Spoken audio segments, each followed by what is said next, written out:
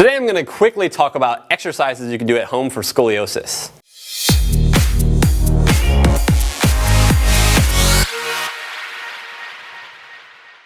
What's going on, everybody? How you doing? It's Blake Bowman here with GuerrillaZen Fitness, and in today's video I'm going to be talking about exercises for scoliosis. So to begin, if you don't know what scoliosis is, it's literally defined as abnormal lateral curvature of the spine. So that means, it's going to be people with scoliosis, their spine is not going to be straight. It's going to be curved a little bit to the side, maybe multiple times, maybe a little bit of rotation. Basically, any abnormalities in the spinal curvatures. Now, to touch on that, I will tell you that almost everybody has a degree of scoliosis, and that's really what this is all about. Scoliosis is about the degree to which you have it, because nobody has a perfect spine. Almost everybody has some scoliotic, curves in their spine.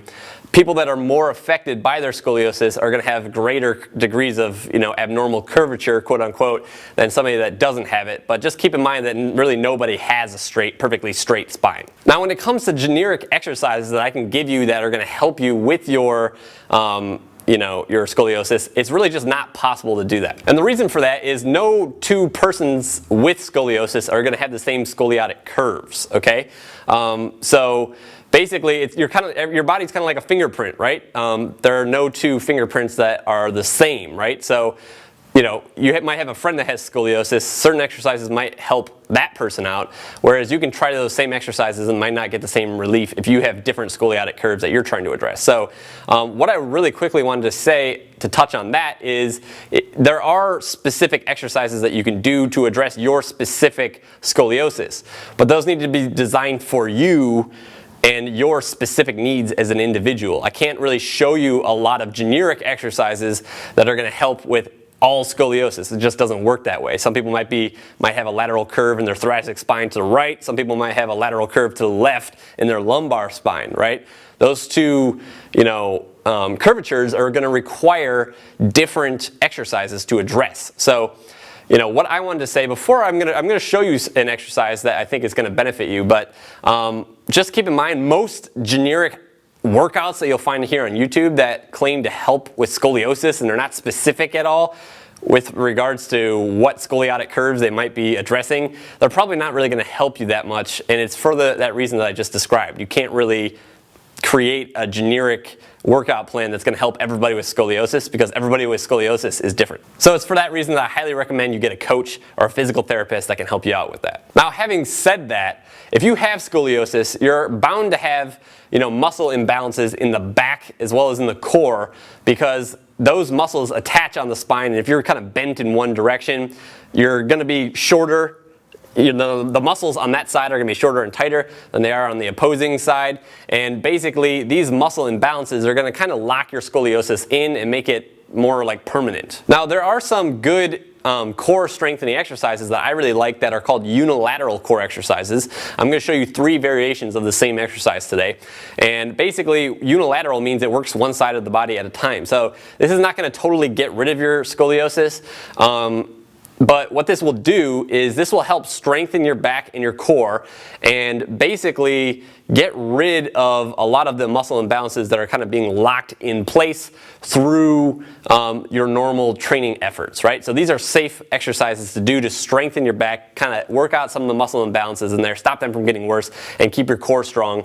And you're able to do these, most people will be, if you have scoliosis. Keep in mind, scoliosis is a matter of degree, right? If you're somebody that has severe scoliosis, you might have a hard time doing very simple tasks such as walking. So keep that in mind. My intention with these is to just help you out, show you a core exercise that you can try at home. If you want individualized help with this, then apply for my coaching program on my website. But here we go. I'm going to show you the 3 exercises right now, which are really just a modification of one single exercise.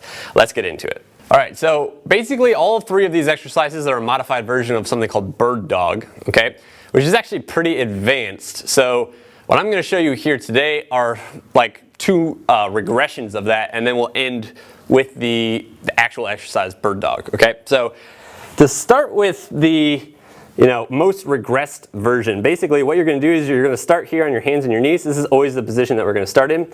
And the first thing is just going to be holding one point of contact off of the ground for about 30 seconds, okay? Just like this. And then you're going to come down, and then you're going to do another limb. 30 seconds, okay? And then you're going to switch to another limb. Try to keep the legs straight when you're doing this, okay? Straight back. And you're going to hold each one for 30 seconds, okay? You can cycle around the body several times, making sure you do each limb an equal amount of times. Something to keep in mind here, keep your stomach very, very tight, and also don't let your spine move at all. Your spine stays perfectly flat and straight, okay? You should imagine that there's a glass of water resting on your spine. That's not to be disturbed at all, okay? There's a glass of water on your back, okay? My back's kind of on an incline here, but my point is you don't want to like twist or shift your weight like that when you lift up these 2 points of contact, okay? Your spine should stay straight. In fact, it shouldn't even move at all when you lock your arm out or when you lock your leg out, okay? There will be some movement that occurs naturally, but do your best to mitigate it and make sure that you're not moving, okay? So that is the first regression, okay? You're kind of rotating around and holding each limb out isometrically, either your arm or your leg. Ideally, I'd like to see you go all the way around the body. Now, with regards to the progression to that, what we're going to do is we're going to take one arm and one leg, and we're going to hold both of those out simultaneously, isometrically, which means we're not moving them, okay? You want to do this on opposite sides. So if you're holding your left arm out, your right leg is the one that has to go back. If you're holding your right arm out, then your left leg is going to have to be the one that goes back, okay? So same starting position. You're going to get right here. And basically, same rules apply here, right? We don't want that back to move at all. No shifting, no twisting, no rotating. If you have scoliosis, your body's going to want to do that. That's going to be kind of engraved in your movement pattern. So it's going to take a lot of conscious effort to stop that from happening. But that's exactly why you'll benefit from doing this exercise, okay? So again, extend one leg, extend one arm, keep that core really, really, really tight, and just hold this as motionless and as still as possible, keeping that spine straight. You'll hold this for about 30 seconds, and then you'll do the same thing on the other side, okay? And for that, you probably want to do about 3 to 4 sets each side, okay? Now, the most advanced version of this is dynamic. Both of those first two were isometric, which means your muscles are under contraction, your muscles are working, but there's no motion occurring, okay? In this next one, you're basically going to be moving, your muscles are going to be contracting, and there's going to be motion associated with it. So not only are your muscles going to be working, but you're going to be moving your body too.